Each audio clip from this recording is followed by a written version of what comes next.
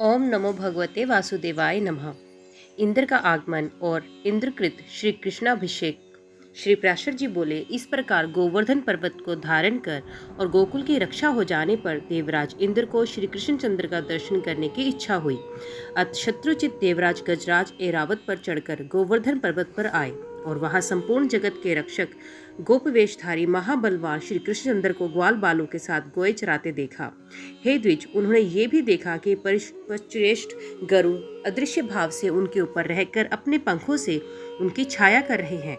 तब वे एरावत से उतर पड़े और एकांत में श्री मधुसूदन की ओर प्रीतिपूर्वक दृष्टि फैलाते हुए मुस्कुराकर बोले। इंद्र ने कहा, श्री कृष्णचंद्र, मैं जिसलिए आपके पास आया हूँ वे सुनिए। हे महाबाहु, आप इसे अन्यथा ना समझे। हे अखिलाधर परमेश्वर, आपने पृथ्वी का भार उतारने के लिए ही पृथ्वी पर अवतार लिया है। यज्ञ भंग से विरोध मानकर ही मैंने गोकुल को नष्ट करने के लिए महामेघा का आज्ञा दी थी।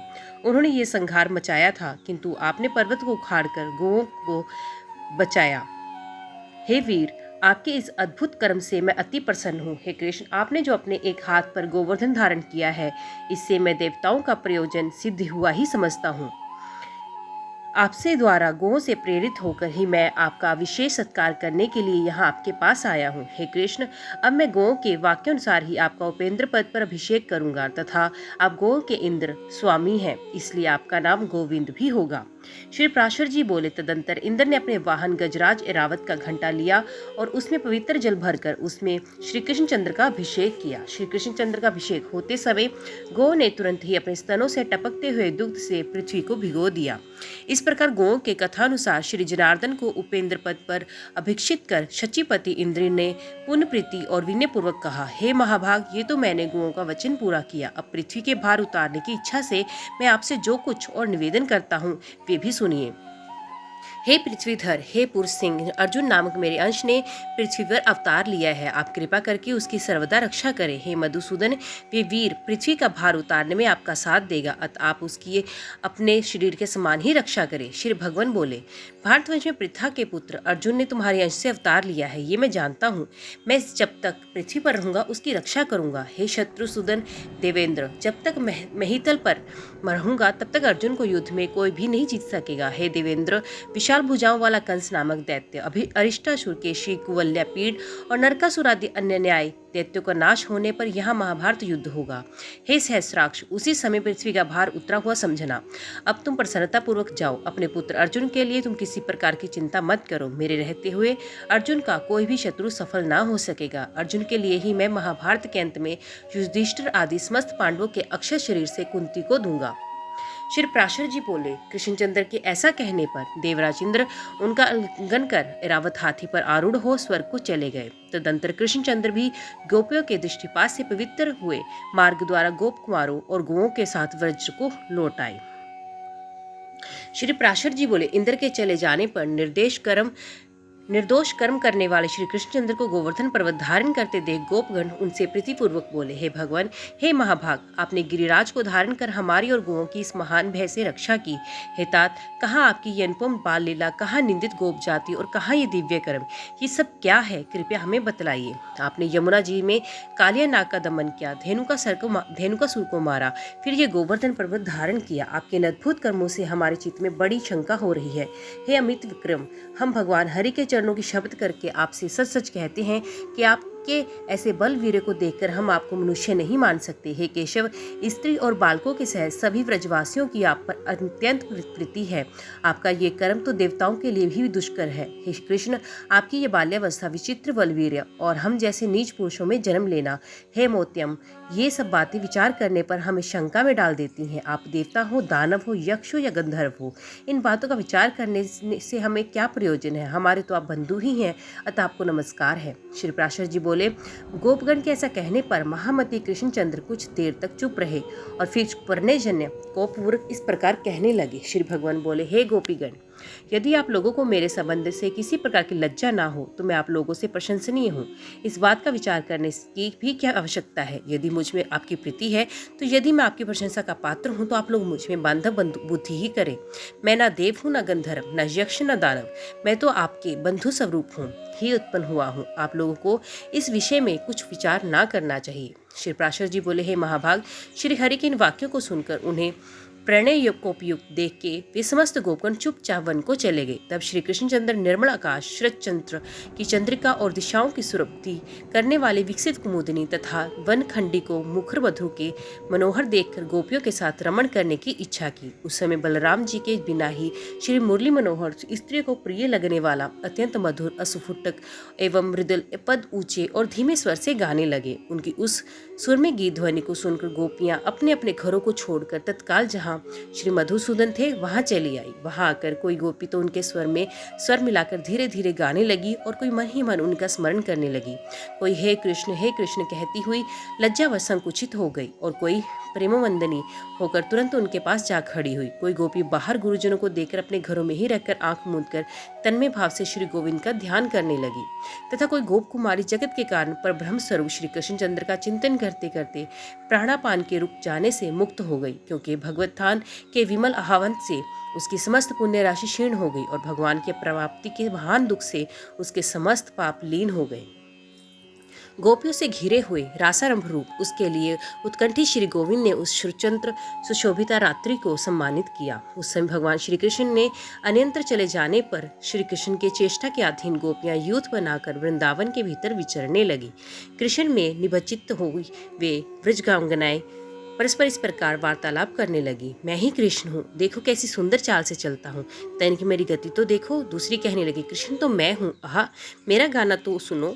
कोई अन्य गोपी भुजाएं ठोककर बोली, अरे दुष्ट कालिये, मैं कृष्ण हूँ, तनिक ठहर जा। ऐसा कहकर वे कृष्ण के सारे चरित्रों का लीलापूर्वक अनुकरण करने लगती।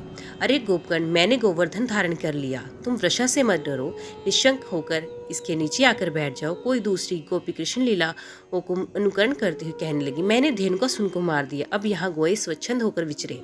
इस प्रकार समस्त गोपियां श्री कृष्णचंद्र की नाना प्रकार की चेष्टाओं में व्यग्र होकर साथ साथ अति सुर में वृंदावन में विचरने लगी। खिले हुए कमल जैसे नेत्रों वाली एक सुंदरी गोपगाना स्वांग में पुलकित हुई पृथ्वी की ओर देखने लगी और कहने लगी, अरियाली, ये लीला ललितगामी श्री कृष्णचंद्र के ध्वजा, वज्र, अंकुश और कमल आदि की रेखाओं से सुशोभित पद चिन्ह तो देखो।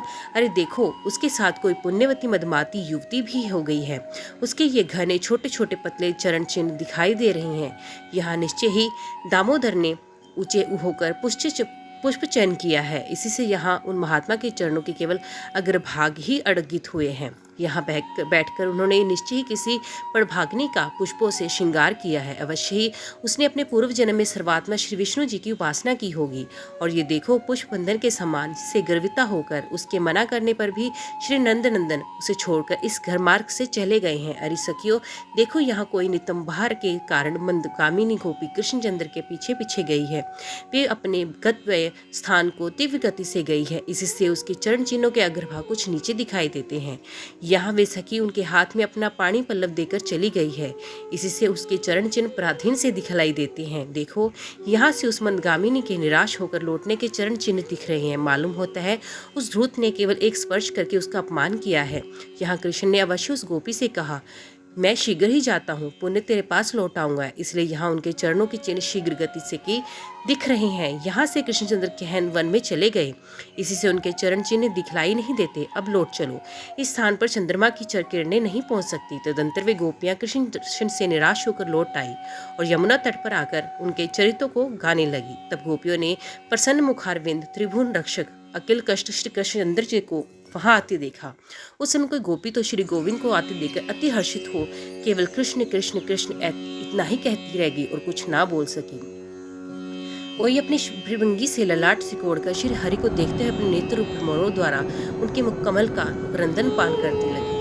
कोई गोपी गोविंद को देख नेत्र मूंद कर उन्हीं के रूप का ध्यान करती हुई योग रूढ़ सी भासित होने लगी। तब श्री माधव किसी से प्रिय भाषण करके किसी की ओर भ्रमंगी से देखकर और किसी का हाथ पकड़ उन्हें मनाने लगी। फिर उदारचित श्री हरि ने उन प्रसन्नचित गोपियों के साथ रास मंडल बनाकर आदरपूर्वक रमण किया। किंतु उस समय कोई भी गोपी श्री कृष्णचंद्र की सन्निधि को नहीं छोड़ना चाहती थी, इसलिए एक ही स्थान पर स्थिर रहने के कारण रासोचित मंडल न बन सका। तब उन गोपियों में से एक एक का हाथ पकड़कर श्रीहरि ने रास मंडल की रचना की। उस समय उनके स्पर्श से प्रत्येक गोपी की आंखें आनंद से मूंद जाती थी। तदंतर रास क्रीड़ा आरंभ हुई। उसमें गोपियों के चंचल कंगनों की झनकार होने लगी और फिर क्रमश शरदर्पण संबंधी गीत होने लगे। उस समय श्री कृष्णचंद्र चंद्रमा, चंद्रिका और कुमुद वन संबंधी गान करने लगे, किंतु गोपियों ने तो बारंबार केवल कृष्ण नाम का ही गाना किया। फिर एक गोपी ने नृत्य करते करते थककर चंचल कड़कन की झनकार करती हुई अपनी बाहुलता श्री मधुसूदन के गले में डाल दी। किसी निपुण गोपी ने भगवान के गान की प्रशंसा करने के बहाने भुजा फैलाकर श्री मधुसूदन को आलिंगन करके चूम लिया। श्री हरि की भुजाएं गोपियों के कपोलों का चुंबन पाकर उनमें पुलकाफ रिपु धान्य की उत्पत्ति के लिए स्वेद रूप जल के मेद बन गई। कृष्णचंद्र जितने उच्च स्वर से रासोचित गान गाते थे, उसे दूने शब्द से गोपियां धन्य कृष्ण की ही ध्वनि लगा रही थी। भगवान के आगे जाने पर गोपियां उनके पीछे जाती और लौटने पर सामने चलती। इस प्रकार वे अनुलोम और प्रतिलोम गति से श्री हरि का साथ देती थी। श्री मधुसूदन भी गोपियों के साथ इस प्रकार रास क्रीड़ा करते रहे थे कि उनके बिना एक क्षण भी गोपियों को करोड़ों वर्षों के समान बीतता था। वे रास रसिक गोपनाएं ने पति, माता, पिता, भ्राता आदि के रोकने पर भी रात्रि में श्री श्याम सुंदर के साथ विहार करती। शत्रुहंता मयंता श्री मधुसूदन भी अपनी किशोरावस्था का मान करते हुए रात्रि के समय उनके साथ रमण करते थे। वे सर्वव्यापी ईश्वर भगवान कृष्ण तो गोपियों में, उनके पतियों में तथा समस्त प्राणियों में आत्मस्वरूप में वायु के समान व्यापक थे। जिस प्रकार आकाश, अग्नि, पृथ्वी, जल और वायु और आत्मा समस्त प्राणियों में व्याप्त है, उसी प्रकार वे भी सब पदार्थों में व्यापक हैं। ओम नमो भगवते वासुदेवाय नमः। तो दोस्तों, आज के वीडियो में बस इतना ही। उम्मीद करती हूँ वीडियो आपको पसंद आई होगी। वीडियो पसंद आई हो तो वीडियो को लाइक और चैनल को सब्सक्राइब जरूर कीजिएगा। तो मिलते हैं अगले अध्याय के साथ। तब तक के लिए देखते व सुनते रहिए। जय मां कंजक, जय माता दी।